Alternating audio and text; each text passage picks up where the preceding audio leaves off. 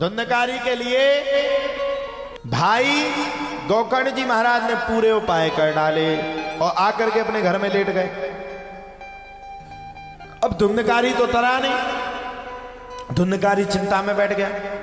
धुंधकारी कभी बैल बन जाए, कभी गाय बन जाए, कभी प्रेत बन जाए, कभी योनि को प्राप्त कर ले जाए।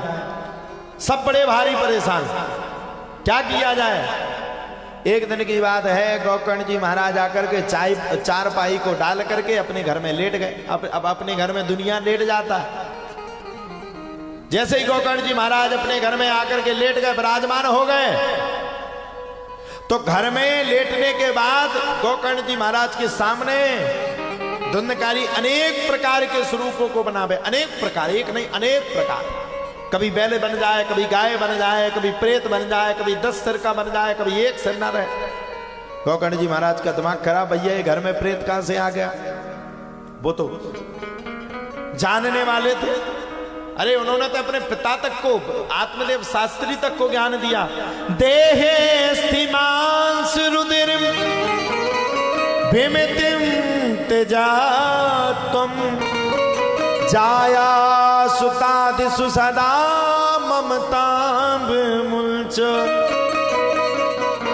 पश्यानि समजगदिदं क्षणभंगनेष्ठम् वैराग्य राग रस को भक्ति निष्ठा। गोकर्ण जी महाराज ने जब जैसे ही जल को फेंका तो तुरंत धुंधकारी आ गया। गोकर्ण जी महाराज ने पूछा, हु आर यू, कौन हो आप, खड़े हुए हो, क्या नाम है आपका। धुंधकारी ने तुरंत कहा, अहम भ्राता तुदीयोस्मि धुंधकारित नामतः सुखियेनेव दोषेण ब्रह्मत्वं नासितम मया। भैया मैं आपका भाई धुंधकारी, अहम भ्राता तुदीयोस्मि। धुंधकारी तू क्या कर रहा है यहाँ। धुंधकारी बोले, कर्म के दंड भोग रहे। अरे तेरा तो मैंने गया में जाकर के अच्छे से पिंडदान किया, अब तुझको क्या हो गया। बोले पूछो मत भैया, बड़ी बुरी दुर्दशा है। मैं तरा नहीं हूं भैया, मैं ऐसा वैसा प्रेत नहीं हूं जो अच्छा कई आदमी क्या करते, जाकर के वहां जाते गयाजू जाकर के पिंडदान। अच्छा एक बात तो हम सोच के परेशान है। आदमी किते को पाप करे, किते को दुष्ट कर्म करे, किते को कुकर्मी होए, जेल में डरो डरो सड़गाओ होए, लेकिन उसकी फोटो की अंगाई लिखे तो स्वर्गीय लिखे। अच्छा जो क्लियर रात की वो स्वर्गीय में जे कभी भी आपो ने देखो, कभी किसी की भी फोटो देखो कितना दुष्ट होए, वो जैसे ही मरे उसकी फोटो में लग जाएगा स्वर्गीय श्री फलाने सिंह। हम तो जा सोच के परेशान है कि जो कंप्यूटर बारे जो स्वर्गीय डारत, हमें लगता या तो वे सर्च कर ले कि स्वर्ग में पहुंच गए। बता भैया सबके नीचे स्वर्गीय, बता उन्हें पाप करे तुम स्वर्ग में पहुंचा रहा का ठिकानो। अच्छा कोई जा नहीं लिख सकत, नरकीय श्री। अच्छा नरकीय को लिखा मार डारे जनता, इतने पलोटा दे निबुआ मारे हैं। बता सही बात है गलत। स्वर्गीय श्री कितो बड़ो कुकर्मी हो, कितो बड़ो पापी हो, जेल में रत में मर गओ हो, सड़ गओ हो, पूरे उन्हें चाहे क्षेत्र का ऐलान करो, पूरे गांव का परेशान, मरे तो स्वर्गीय लिखे। अच्छा फोटो बारे का करे, उन्हें भी धंधो चलाओ ने, अगर वे नरकीय लिखेंगे तो मार डारे सबके पीछे स्वर्गीय। मर जाओ तो भजन कर करके हमें स्वर्ग नहीं मिल रहा, और उनके लाने स्वर्गीय लिख रहा है। अरे भैया फोटो में स्वर्गीय लिखे से का हो, माए देखो कैसी स्थिति है। जो भीतर गाँव है ऊके दिल से पूछो कितनी लाठी बज रही हुई है पाप कर्म करने के बाद। स्वर्गीय लिखने से कोई स्वर्ग नहीं जा सकता। स्वर्ग अच्छा आज का आदमी ज्ञान देने में बहुत अच्छा है। अभी हमारी कथा में भी कई जन ज्ञान देंगे। अरे वे तो फालतू की बातें लगा, स्वर्गीय का नरकीय का जाने का कथा तो कहते ही नहीं है। कलयुग के आदमी से तुम ज्ञान ले लो, इतो ज्ञान को भंडारो है कि एक एक माइक लगा दो तो पूरी रात चले टेंट में, कथा बंद ना हुई। ज्ञान देना चाहते, ज्ञान लेना नहीं चाहते। ऐसे एक आदमी ने नया बिजनेस खोला, तो उसने बेचारी ने लिखा खुशबूदार अगरबत्ती यहां मिलती है। क्या लिखा? खुशबूदार अगरबत्ती यहां मिलती है। तो एक जन चले आया, उसने कहा भैया हमारा ये धंधा खुल गया है, बोर्ड पे लिखा है खुशबूदार अगरबत्ती यहां मिलती है। अरे वो बोला खुशबू लिखने की क्या जरूरत है, खुशबूदार लिखने की क्या जरूरत, यानी कि तेरी अगरबत्ती खुशबूदार नहीं? बोले है। तो बोले पहले सबसे खुशबूदार हटा। बेचारे ने खुशबूदार हटा लिया, अब लिखा अगरबत्ती यहां मिलती है। तो एक महान भाव और आए ज्ञान देने वाले, अरे बोले यहां मिलती का मतलब क्या है, ये यहां हटा दे। अच्छा अब 3 शब्द बचे उसके, अगरबत्ती मिलती है। एक जन हो रहा है, अरे अगरबत्ती मिलती का मतलब क्या है, अगरबत्ती तुम टांगे हो, मिलती तो है ही, ये मिलती हटाओ। बेचारे ने अंत में 2 ही शब्द बचे, क्या करा तब सबरन ने कड़वा डाले अगरबत्ती है। तो एक जने आए बोले है का मतलब क्या है, क्या डाउट है, तो पास अगरबत्ती नहीं है? तो बेचारे ने कहा अब क्या करें? बोले है भी हटा लो। अच्छा वो बोर्ड में अकेली जो लिखो रहा अगरबत्ती, धीरे धीरे उसका धंधा ठंडा पड़ गया। अच्छा धंधा ठंडा पड़ा तो एक संत जी आए, वो संत जी के चरणों में गिर गया, बोले महाराज हम तो मर गए, हमारा तो धंधा ही ठंडा पड़ गया, कोई आता ही नहीं दुकान पे। संत जी ने ज्ञान दिया, भैया एक बोर्ड लगाओ, उसमें लिखो यहां खुशबूदार अगरबत्ती मिलती है। सुने अपनी मुड़ी पे घाले 2-3 पत्थरा। तो संत जी बोले पत्थरा का घालत रही? बोले महाराज जे ही लिखे थे 4-5 जनन ने आके इतनो ज्ञान दो कि अगरबत्ती की अगरबत्ती थी और बोर्ड चलो गो। तो भैया दुनिया में ज्ञान देने वाले अनेक हैं, जितने जने बैठे थे ज्ञान के भंडारी बैठे पूरे, ज्ञान संसार देता है। रामचरितमानस दुनिया पढ़ती है, कथा दुनिया कहती है, लेकिन बस उसको वहीं तक सीमित रख दिया जाता है। कथा को पढ़ करके भी सीमित कर दिया जाता है। कथा को पढ़ने के बाद भी लोग उस पर मनन नहीं कर पाते। कथा पढ़ना आसान है, कथा को कहना आसान है, लेकिन कथा पे चलना बड़ा कठिन है, जो संसार में कोई नहीं चल सकता। कथा में चलना बड़ा कठिन। भगवान के पगों पे, अच्छा अब सबरे पर सीताराम चरित, अच्छा भगवान के चरित्र प्रकट, दीन दयाल बेरद सम भारी, ऐसे गाओ ना गाँव के बूढ़े बूढ़े, हराऊ नाथ मम संकट वारी, ऐसे गाओ। कोई सुर ताल कोई पता नहीं है कितने का बरो। अच्छा रामचंद्र जी उसमें बनवा जा सब कुछ, सब पूरी चौपाई पढ़ने। आज की लड़कन से तुम कह दो भगवान राम 14 वर्ष के लाने वनवास गए थे, तुम 14 महीना के लाने चित्रकूट के जंगल में रहो। इतने लठ मारे में कि एक गोड़ो टूट डाले ऊपर बैठा दे नसेनी पे, हैं बताओ।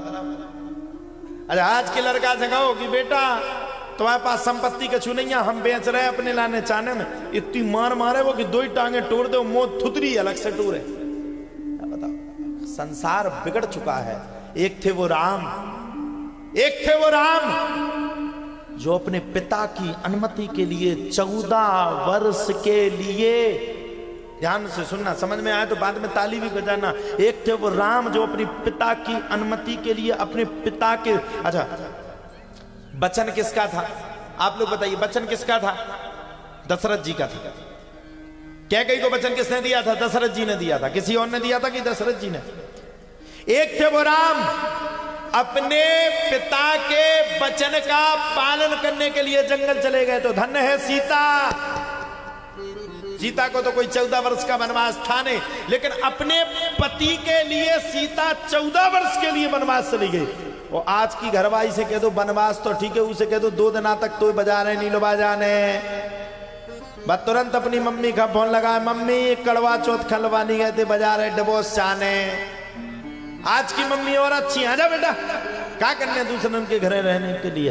तो भैया रामचरितमानस पढ़ना सरल है, लेकिन रामचरितमानस को मानना बड़ा कठिन है। मैं आपसे प्रार्थना करूं, भले ही आप 2 चौपाई दिन भर में पढ़ें, भले ही आप 1 चौपाई दिन भर में पढ़ें, लेकिन रामचरितमानस की जिस दिन आपके दिमाग में हजारों चौपाई पढ़ने के बाद जब आपके दिमाग पे अगर एक चौपाई धस गई और एक चौपाई को पढ़ करके आपने उस पर चलना सीख लिया तो ध्यान करना, राम जैसा पुत्र, सीता जैसी बहू, लक्ष्मण जैसा भाई, भरत जैसा त्यागी, कैकेयी जैसी नारी, कौशल्या जैसी त्यागी महान मूर्ति और दशरथ जैसे पिता आपके ही घर में यहीं पर नजदीक में चले आएंगे, वो आपको पता चल जाएगा।